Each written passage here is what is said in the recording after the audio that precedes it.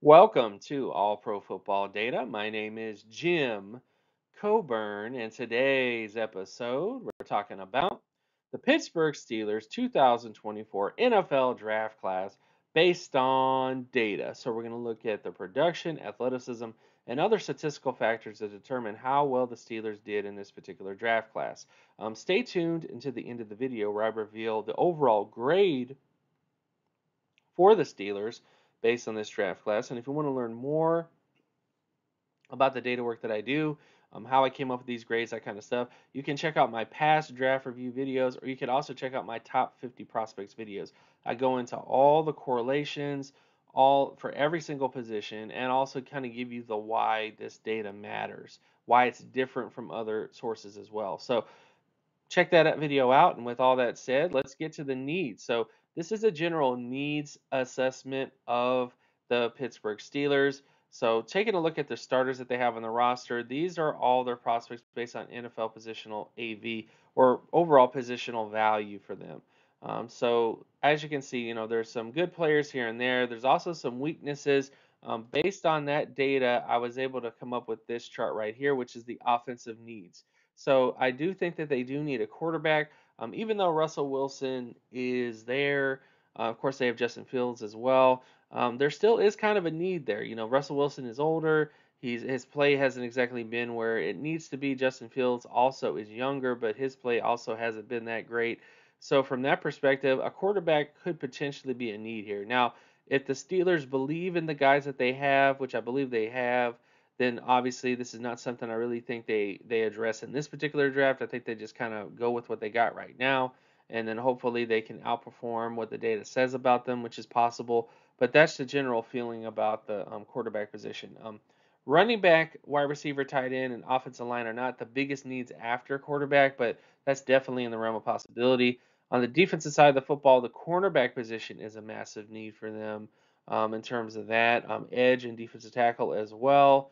Again, kind of lesser so, but cornerback was a big thing, and that was because Joey Porter Jr. hasn't really lived up to the expectation of his draft status based on his AV. So the value that he brought forth last year was not exactly where it needed to be to feel comfortable about the cornerback position. Now, if he improves his play this year and all that other kind of stuff, I think that'll drop the cornerback need a little bit. But even despite that, they still need to address the cornerback position at some point, possibly because of the concerns there at that position. So this is the overall needs assessment of the Pittsburgh Steelers, offensively and defensively. They actually have a pretty strong team prior to the draft based on data. So I'm excited to see what they add in this draft. So taking a look at it, the biggest factors also in terms of my grading system, I look at, okay, did they meet their roster needs? The biggest needs that I could identify was cornerback, edge, defensive tackle, quarterback, running back, and tight end.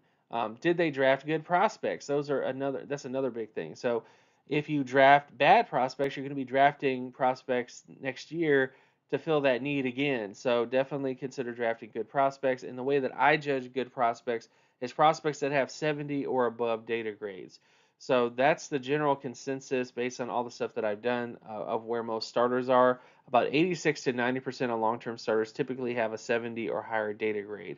So if a prospect doesn't hit that threshold, they're a riskier selection. As a result, they're going to not grade as well in my system. And then, of course, you have did they draft prospects that have the data potential to outperform their draft status? So this is another big thing when it comes to draft evaluation. Are you taking players that can outperform their draft status? And if they can't, you probably need to look elsewhere for them. So that's another thing. But other than that, this is my grading system. This is how I grade draft classes. And let's get to the picks. So starting with pick 20, they took Troy Fontenot, offensive guard out of Washington. He had a 97 percentile data grade. His floor, which is the average AV for a guard selected in his range of possibilities, in the pick 20 to 25 range, was 89, and his balance grade, marrying his ceiling and his floor, is 93.54. So the overall pick AV also is 90.35. Pick AV is the average AV for a prospect taken at pick 20. So if you randomly selected a player and didn't look at any of the prospects out of a hat and picked it out, you would most likely get a prospect who has a 90 percentile approximate value score in their career. Overall grade for this, I would give them an A. Taking a look at his athleticism traits, he had 98 percentile explosiveness with 96 percentile speed. So that was a great all-around selection for them from an offensive standpoint. I really like this pick for them. Then, of course, you get to pick 51 and Zach Frazier, offensive center out of West Virginia. His data grade is 73 percentile. His floor is 75, and his balance grade is 74. Pick AV is 82. Overall grade for him would be a C. Taking a look at his athleticism traits, he was above average in every single metric, but wasn't exactly elite in any one metric. So when you look at the All-Pro averages and you look at the starter averages, he's not quite near those averages at the position for him, but he did test good enough to potentially become a long-term center for them. So this is a good pick, but again, because of not really having elite level athleticism traits across the board, that's what dropped him a little bit to a C grade. Then, of course, we get to pick 84 and Roman Wilson, wide receiver out of Michigan. His data grade was 73.46, his floor is 56, and his balance grade is 65.20, with a pick AV of 68.34. Overall pick grade would be a C. Taking a look at his production traits, he had below average receiving and total offensive market share production traits, but he did have above average touchdown data, so that was a good mark for him. When you look at his efficiency scores, he had above average yards per reception, and TD percentage was in the 90 plus percentile area for him. So he was really good in terms of getting touchdowns, but not so much in terms of getting, yardage, if you will, as a prospect. And then when you get to athleticism traits, 73.54 in terms of his speed and 77 percentile in terms of flexibility for his size. So he does have above average athleticism traits at the position, but he does have some concerns in terms of those other sort of areas. And then when you get to adjusted production traits, he had a 58.65 percentile age score, 73.84 in terms of MSA, and 80.74 in terms of pass rating. So he has at least enough production to put him in the above average range as a starter, but he does also have some concerns. So he's a solid pick. Again, he's more of a C than a B or an A, but definitely not a bad pick either. Then, of course, you get to pick 98 and Peyton Wilson, North Carolina State linebacker. His data grade was 83.70. His floor is 69.73 with a balance grade of 76.72. And the average pick AV is 66.80. Overall grade would be a B. Taking a look at his market share production, he was phenomenal in terms of this particular area. 99 percentile in terms of solo tackle data, 98 percentile in terms of tackle for loss data, and 83 percentile in terms of sack data. Pretty much hits all the areas that you're looking for at the position. When you look at his other market share production traits, really good pass deflection and interception data. He tested really well as a coverage linebacker in many ways. And on top of that, his athleticism traits also were decent in terms of coverage ability. So 94 percentile speed and 91 percentile in terms of flexibility for his size, with a 39 percentile explosion trait. So all these areas are very good for him. His explosion testing is a little bit lower than what you would like to see, but not bad either. The only question mark, or the reason why he fell so low, is because of his age. He has a 5.26 percentile age score. He does have a pass rating that's really good, which takes a look at his strength of schedule, strength of team, and his age as a prospect.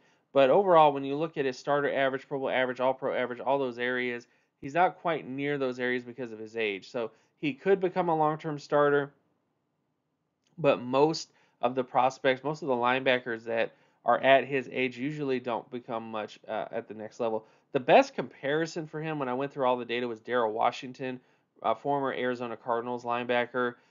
He has similar traits to him production-wise and age-wise, so that could be what you're looking for there. But not a bad pick. 83 percentile B rating for him, but definitely there are some concerns, in terms of his riskiness, if you will. Now, let's get to pick 119. And Mason McCormick, offensive guard at South Dakota State. His data grade was 19.97. His floor is 71. His balance grade is 82. Pick AV is 46.33 with an overall pick grade of an A. McCormick was one of the top 10 offensive guards that I found in this draft class. If you go to my top 10 guard video, he was in there. And these are the reasons why. 98.94 percentile explosiveness, 87 percentile speed, and 93.97 in terms of flexibility or change of direction ability as a guard.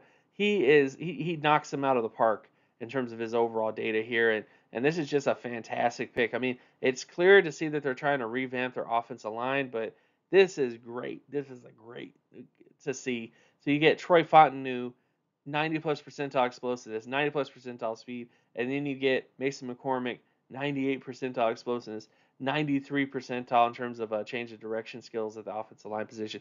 This is just great, great data. So even though it wasn't the biggest need based on the data work I did coming into the draft, this is definitely a good selection.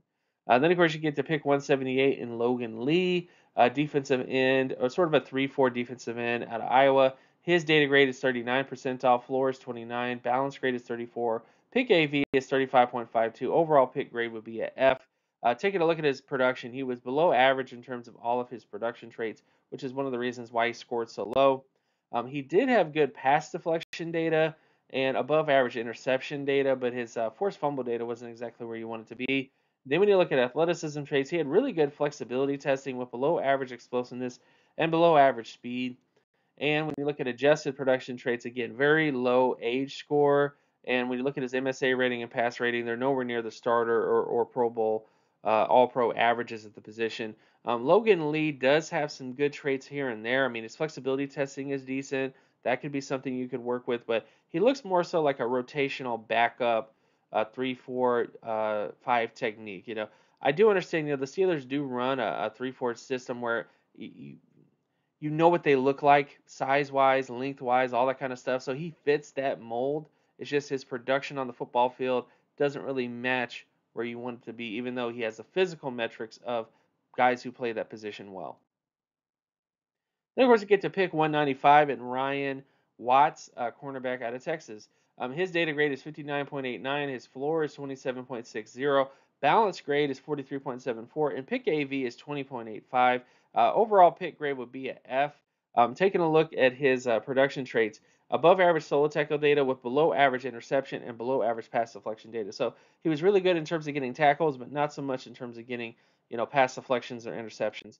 When you look at his athleticism traits, he had a 75 percentile explosion score with a 67 percentile flexibility score, below average speed. This is more so a zone corner like athleticism trait breakdown, so that speed is a concern overall. And then when you look at his adjusted production traits, his adjusted production wasn't really near the starter averages, the Pro Bowl averages, the All Pro averages at the position. So more than likely, he's going to be more of a backup rotational prospect here. So that's kind of what he is as a prospect, and that's just kind of how this overall draft went for them. Overall, I would give the final grade for the Steelers a C. Did they meet all their roster needs? Yes and no. Did they draft good prospects? Yes and no. Did they draft prospects that had the data potential to outperform their draft status? Yes and no. The Steelers came out of this draft with a much improved offensive line, but there are too many picks with very low data grades to really score them higher. So I do like the offensive line selections they made. I think Troy Fontenot, Mason McCormick, Zach Frazier, all those guys could potentially really revamp this offensive line and make it into something really special in terms of the interior offensive line for them. I think the selections of Peyton Wilson is sort of a boomer bust linebacker prospect, but he does have a really big boom because of his production traits. I think Roman Wilson does have some traits that are kind of similar to Hines Ward to a certain extent, so I kind of see the selection from that standpoint with him. Logan Lee, of course, has some issues, and Watts has some issues, but overall, not a bad draft class. I do like this draft class a lot. There's a lot of things I really like about it. It's just that they didn't really address a lot of the needs that, again, you may not view them as needs as a viewer, but I kind of view them as potential needs long term based on the starters that they have right now in terms of how their roster is constructed. So, but we'll see what happens with them. But overall, not a bad draft class. Thank you guys for watching. My name is Jim Coburn. Check out my Patreon page at patreon.com/jcoburn. Also consider checking out my X, formerly known as Twitter account at Geometrics. And with all that stuff out of the way, thank you guys so much for watching, and I'll see you guys in the next episode. Peace.